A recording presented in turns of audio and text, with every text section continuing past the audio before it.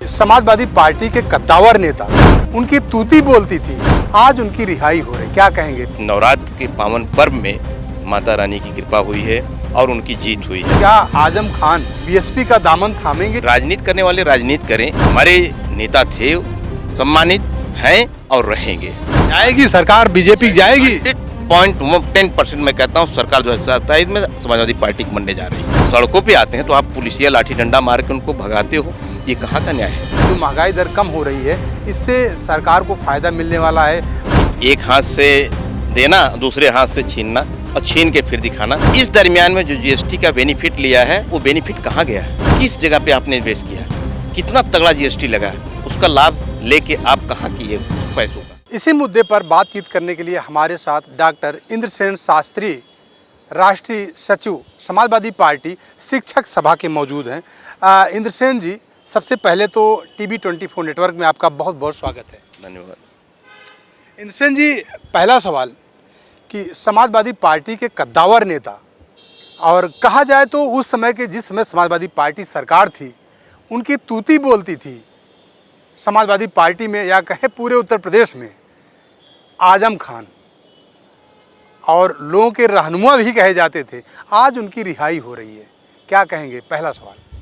सबसे पहले मैं अपने इस कद्दावर नेता के लिए मैं आज बहुत बधाई, स्वागत, धन्यवाद मैं प्रेषित करता हूं कि हमारे नेता की जीत हुई और सच्चाई की जीत हमेशा होती रही है। पत्रकार बंधु, कितना भी प्रताड़ना झेलना पड़े, लेकिन जो चीज़ सच्ची है, जो एकदम स्पष्ट है, उसकी जीत हमेशा हुई है। तो आज मैं ये कहूँगा कि नवरात्र चल रहा हम हिंदुओं का, उनका त्यौहार बीत चुका है आजम खान साहब का। इस नवरात्र के पावन पर्व में माता रानी की कृपा हुई है और उनकी जीत हुई है, मैं उनको बधाई देता हूँ।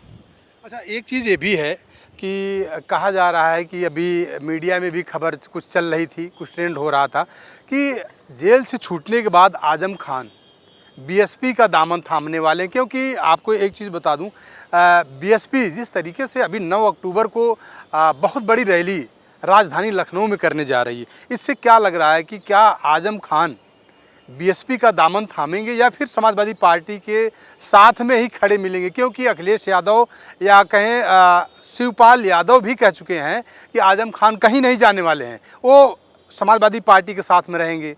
और तमाम कद्दावर नेता, अगर रुचि बीरा की बात करें, सांसद हैं, वो भी आज रामपुर पहुंच गई हैं।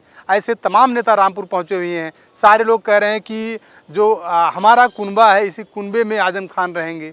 लेकिन कुछ लोगों का कहना है कि बीएसपी का दामन थामने जा रहे हैं। देखिए पत्रकार बंधु, पहली बात, उनके बेटे ने ही आते ही इस चीज़ को स्पष्ट कर दिया था कि मदद को लेकर उनके ऊपर प्रश्न आया था कि आपकी मदद किसने की?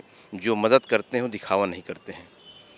उनका साफ कहना था कि मदद हमको मिली है, हमारे नेता ने मदद की है और उस मदद के आधार पर उन्होंने उस चीज़ को जवाब दिया था। वो नोटेड है, उसको आप देखेंगे तो ये राजनीति करने वाले राजनीति करें, किस में किसको जाना है, किसका वजूद कहाँ है, कौन क्या किया है, वो राजनीति है एक तरह से। तो हमारे नेता थे, सम्मानित हैं और रहेंगे।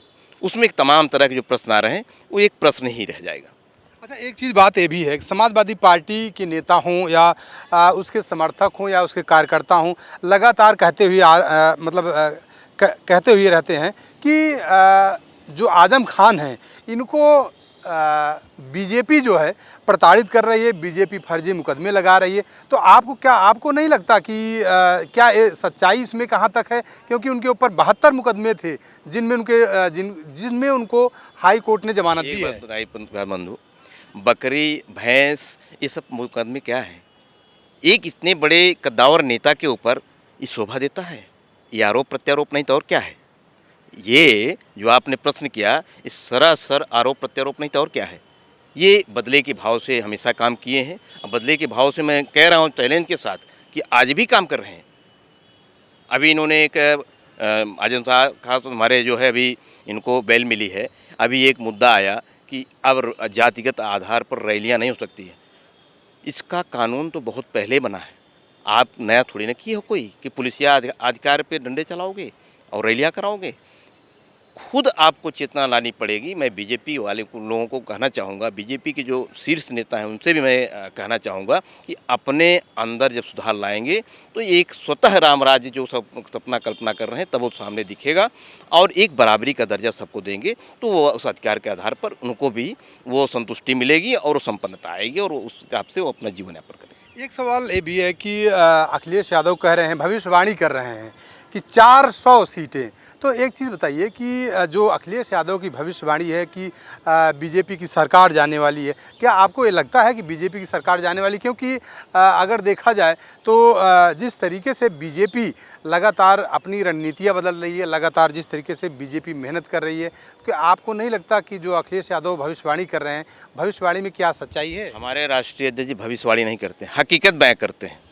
उन्होंने हकीकत कहा है, जनता के बीच में वो जा रहे हैं, राष्ट्रीय अध्यक्ष के आदेश पे हम लोग जा रहे हैं, देख रहे हैं। जाएगी सरकार, बीजेपी जाएगी? 100.10% मैं कहता हूँ सरकार 2027 में समाजवादी पार्टी की बनने जा रही है। त्राही त्राही कर रही है। मैं जात धर्म की बात नहीं करता हूँ। पीडीए नारा दिया गया, पिछड़ा दलित अल्पसंख्यक, लेकिन पीडीए में पत्रकार भी बंधु भी आते हैं, पीड़ित पत्रकार भी बंधु आते हैं, पीड़ित पंडित भी आते हैं, पीड़ित सभी जातियाँ आती हैं उसमें, पीड़ित लोग जो हैं। तो उसके बिहार पे हम लोग क्षेत्र जनता के बीच में जा रहे हैं। उनकी आवाज़, उनकी दर्द को, उनकी कराह को मैं महसूस कर रहा हूँ। उनकी उस आधार पर मैं कह रहा हूँ चैलेंज के साथ कि 2027 में राष्ट्रीय अध्यक्ष के नेतृत्व में समाजवादी पार्टी की सरकार बनने जा रही है। सरकार बनने जा रही 2027 में समाजवादी पार्टी की। एक सवाल ये भी बनता है कि आप शिक्षक सभा से हैं, तो शिक्षक सभा से हैं तो लगातार अगर देखा जाए तो जो शिक्षक बंधु हमारे प्रदेश के हैं, चाहे 69,000 शिक्षक भर्ती का मामला हो, चाहे 40,000 शिक्षक भर्ती का मामला हो, इस तरीके से जितनी भी भर्तियां हैं, देखा गया लगातार जो 69,000 वाली शिक्षक भर्ती के जो अभ्यर्थी हैं, लगातार उनके ऊपर लाठियां भाजी गई और प्रदेश का कोई मंत्री ऐसा नहीं बचा जिसका दरवाज़ा 69,000 शिक्षक भर्ती के अभ्यर्थियों ने खटखटाया नहीं। यहाँ तक कि डिप्टी सीएम के भी दरवाजे को खटखटाया, लेकिन अभी भी मामला लंबित है। आखिर किस तरीके से, कब तक न्याय मिलेगा, कब तक भटकना पड़ेगा उनको? एक बात मैं आपसे पूछना चाहूँगा, ये कहाँ का न्याय है? शिक्षकों को टेट कंपलसरी करके उनको बाहर का दरवाज़ा दिखाना कहाँ का न्याय है?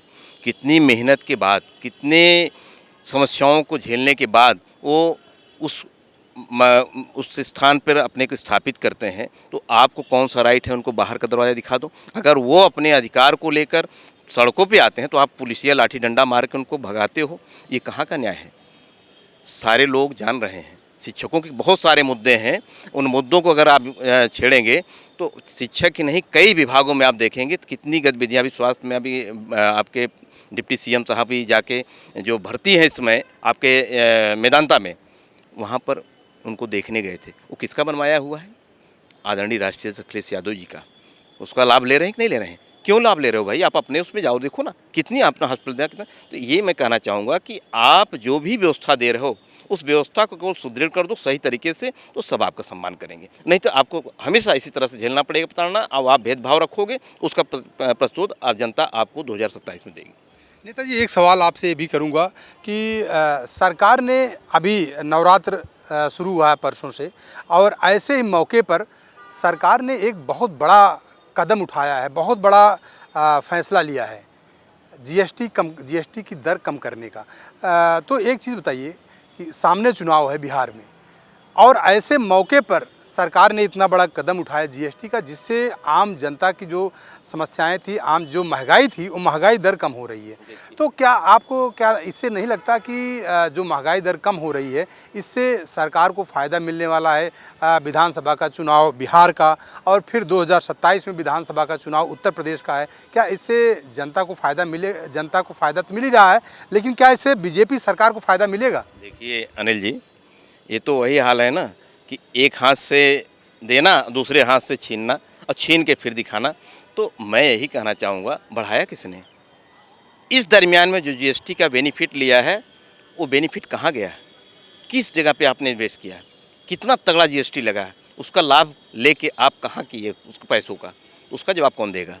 तो ये कुछ नहीं, इसका कोई 1% कहीं कोई असर नहीं, बल्कि और ही ज़्यादा जनता जागरूक हुई है और वो समझ गई हर चीज़ को कि ये हमारे साथ छलावा के सिवा कुछ नहीं कर सकते हैं। अभी इसका उदाहरण अब दिखा है, किसानों ने जब लाइन लगाई है तो उसमें उनकी बोरियों में टेनी मार मार के 45 किलो ला के कर दिया, 45 से 40 कर दिया, जो 50 किलो होता था। और लाठियाँ भाजी हैं महिलाओं को। सुल्तानपुर ज़िले की मैं बात कर रहा हूँ, आप सुल्तानपुर, जौनपुर, तमाम प्रदेश के ज़िलों में देखिए, उन महिलाओं को बिना भूखे प्यासे बेचारी लाइन पे लगाई हैं और लाठियाँ खाई हैं। तो जीएसटी घटा के आप केवल ये प्रोपोगंडा करके उसका लाभ नहीं ले सकते। जनता आपकी करतूतों को जान चुकी है, उसका जवाब 2027 या बिहार के चुनाव से है। आपका अवध और मगध का बहुत पुराना नाता है। मगध से शुरू होगा, अवध में समाप्त होगा। अवध ने दिखाया है ताकत और मगध से शुरू होने जा रहा है। अब मगध के बाद फिर अवध में आएगा। तो अवध में 2027 में इनको नस्तनाबूद कर देंगे। 2027 में नेस्ता नाबूद कर देंगे। तो आखिरी सवाल आपसे है कि जो 69,000 शिक्षक भर्ती है और ऐसी तमाम शिक्षक भर्तियां हैं, और क्योंकि आप शिक्षक सभा से आप उसके नेता हैं, तो क्या 2027 में अगर अखिलेश की आती है तो जो शिक्षक अभ्यर्थी हैं उनके लिए आपका क्या रवैया रहेगा? किस तरीके से आप अखिलेश यादव से उनके लिए सुविधाएं, उनके लिए तमाम चीज़ों की मांग करेंगे? देखिए, हमारे राष्ट्रीय अध्यक्ष जी ने जब सीएम पद पे थे तो शिक्षकों की बात को सुनते हुए, उनके दर्द को महसूस करते हुए, जो शिक्षक भर्ती हुए थे शिक्षा मित्र के रूप में, जो एक निचले पायदान पे, उनका कोई मानक तय नहीं था उस समय, इंटर लेवल पे लिए गए थे। लेकिन उनके भी उसको एक्सपीरियंस को देखते हुए उन्होंने उनकी सैलरी 35 से 40 हज़ार की थी और उन्होंने अपना मेंटेन लेवल किया था। इनकी सरकार आते ही उस चीज़ों को धराशायी किया, उसी पे फिर ला दिया। तो हमारी सरकार आएगी, राष्ट्रीय अध्यक्ष जी का जो भी उन्होंने वादे किए हैं, पुरानी पेंशन की इनकी मांग रही है, 69,000 की जो भी मांग चल रही है, टेट और कंपलसरी करके बाहर निकालने का रास्ता दिखा रहे हैं। ये सारी चीज़ों पे राष्ट्रीय अध्यक्ष जी जजमेंट उनके हित के देखते हुए कार्य करेंगे। और उन्हीं के नहीं, छात्र, नौजवान, बेरोजगार के साथ साथ किसान जो आज झेल रहे हैं, करा रहे हैं, उनके लिए भी वो व्यवस्था होगी। खुशहाली आएगी चेहरे पे और छात्र नौजवानों के चेहरे पे मुस्कान आएगी। ये थे हमारे साथ इंद्रसेन वर्मा, जिन्होंने कहा कि समाजवादी पार्टी अगर सरकार आती है तो शिक्षकों के साथ साथ, किसानों के साथ साथ सबका उद्धार होगा। और साथ ही साथ उन्होंने ये भी कहा कि मगध से शुरुआत हुई है और अवध में जाकर समाजवादी पार्टी के राष्ट्रीय अध्यक्ष अखिलेश यादव के सिर पर ताज होगा। कैमरा पर्सन नफीस साथ राजेश यादव, टीवी 24 नेटवर्क, लखनऊ।